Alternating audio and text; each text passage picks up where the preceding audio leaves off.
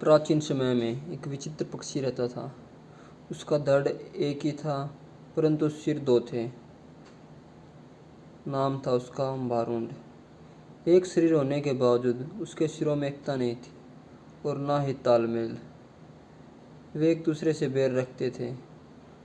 हर जीव सोचने समझने का काम दिमाग से करता और दिमाग होता सिर में। दो सिर होने के कारण बारूंड के दिमाग भी दो थे, जिनमें से एक पूर्व जाने की सोचता तो दूसरा पश्चिम। फल यह होता था कि टांगे एक कदम पूर्व की ओर चलती और अगला कदम पश्चिम की ओर, और बारूंड स्वयं को खड़ा भी नहीं कर पाता था। बारूंड का जीवन बस दो सिरों के बीच रस्साकसी बनकर रह गया था। एक दिन बारूंड भोजन की तलाश में नदी तट पर घूम रहा था कि एक सिर को नीचे गिरा एक फल नजर आया। उसने चोंच मारकर उसे चक्कर देखा, जीभ चटकाने लगा।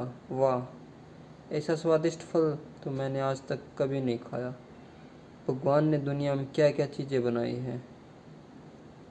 अच्छा, जरा मैं भी चक्कर देखूं, कहकर दूसरे ने अपनी चोंच उस फल की ओर बढ़ाई थी कि पहले सिर ने झटक दूसरे सिर को दूर फेंकर बोला, अपनी गंदी चोंच इस फल से दूर ही रख।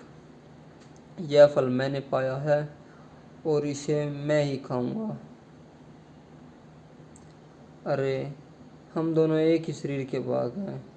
खाने पीने की चीज़ें तो हमें बांटकर खानी चाहिए। दूसरे सिर ने दलील दी।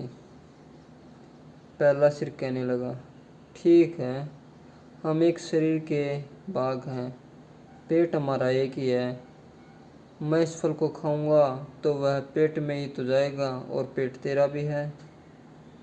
दूसरा सिर बोला, खाने का मतलब केवल पेट भरना ही नहीं होता, जीभ का स्वाद भी कोई चीज़ होती है।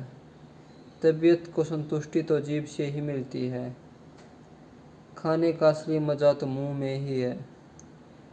पहला सिर तुनकर चिढ़ाने वाले स्वर में बोला, मुझे तेरी जीभ और खाने के मज़े का ठेका थोड़ा ही ले रखा है।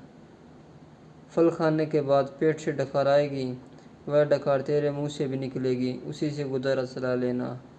अब ज़्यादा बकवास ना कर और मुझे शांति से फल खाने दे। ऐसा कहकर पहले सिर छुटकारा लेकर फल खाने लगा। इस घटना के बाद दूसरे सिर ने बदला लेने की ठान ली और मौत की तलाश में रहने लगा। कुछ दिन बाद फिर बारूंड भोजन की तलाश में घूम रहा था कि दूसरे सिर की नज़र एक फल पर पड़ी। उसे जिस चीज़ की तलाश थी उसे वह मिल गई थी। दूसरा सिर उस फल पर चोंच मारने ही जा रहा था कि पहले सिर ने चीख कर चेतावनी दी, अरे, इस फल को मत खाना। क्या तुझे पता नहीं, यह फल विषैला है और इसे खाने पर मृत्यु भी हो सकती है। दूसरा सिर हंसा, तू चुपचाप अपना काम देख, तुझे क्या लेना है कि मैं खा रहा हूँ। भूल गया उस दिन की बात। पहले सिर ने समझाने की कोशिश की, तूने यह फल खा लिया तो हम दोनों मर जाएंगे। दूसरे सिर तो बदला लेने पर उतारू था। बोला, मैंने तेरे मरने जीने का ठेका थोड़े ही ले रखा है। मैं जो खाना चाहता हूँ वह खाऊंगा, चाहे उसका नतीजा कुछ भी हो। अब मुझे शांति से विषैला फल खाने दे। दूसरे सिर ने सारा विषैला फल खा लिया और बारूंड तड़प तड़प कर मर गया।